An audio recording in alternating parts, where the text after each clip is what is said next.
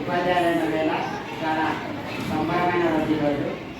ప్రతిరోజు ఉపాధ్యాయులు చెప్పే పాఠాలు ఈరోజు చిన్నారి బాలబాలికలు కన్నడలో పాఠాలు చెప్పడం జరిగింది.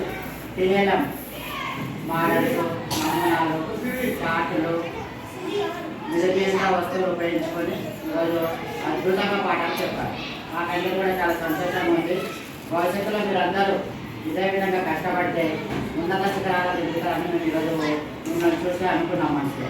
కాబట్టి పిల్లలు మీరందరూ భవిష్యత్తులో మంచిగా ఉన్నత విద్యావంతులుగా ఎదగాలని సందర్భంగా కోరుకుంటూ ఈరోజు డిఓగా వివరించిన గీత, డిఓగా వివరించిన అను, తర్వాత స్కూల్ ఆఫ్ సెక్షన్లో వివరించిన వర్షిక, అలాగే పాఠశాల ప్రధానోపాధ్యాయులుగా వివరించిన సౌమ్య, వీళ్ళందరూ వాళ్ళతో పాటు ఉపాధ్యాయులు అందరికీ మరొకసారి స్వయంపరిపాలన దినోత్సవ శుభాకాంక్షలు చెబుతూ మీరందరూ ఉన్నత శిఖరాలను అధిరోహించాలని మనస్ఫూర్తిగా కోరుకుంటూ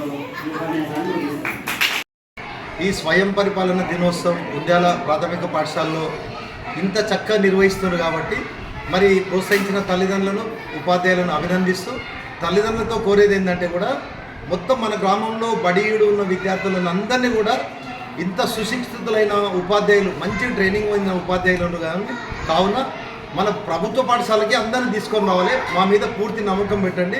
వీళ్ళకి మంచి విద్యాబుద్ధులు నేర్పించి వీళ్ళ ప్రగతికి మేము పాటుపడతాం.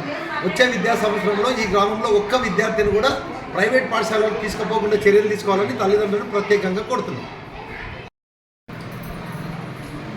ఏక్ భారత్ శ్రేష్ఠ భారత్ కార్యక్రమము ఇండియాల ఉన్నత పాఠశాలలో చక్కగా హెడ్ మాస్టరు, ఉపాధ్యాయులు వారింబడి ఒక హిందీ సార్ ఉండి చక్కగా ప్రిపేర్ చేసి విద్యార్థులను మన దేశం అంతా మనం భాష ఏదైనా ప్రాంతం ఏదైనా మన మధ్య ఐక్యమత్యం ఉండాలి, మనకు అన్ని లాంగ్వేజెస్ రావాలనే ఉద్దేశంతో గత 5 సంవత్సరాల నుంచి మనం ఏక్ భారత్ శ్రేష్ఠ భారత్ కార్యక్రమం నిర్వహిస్తున్నాం.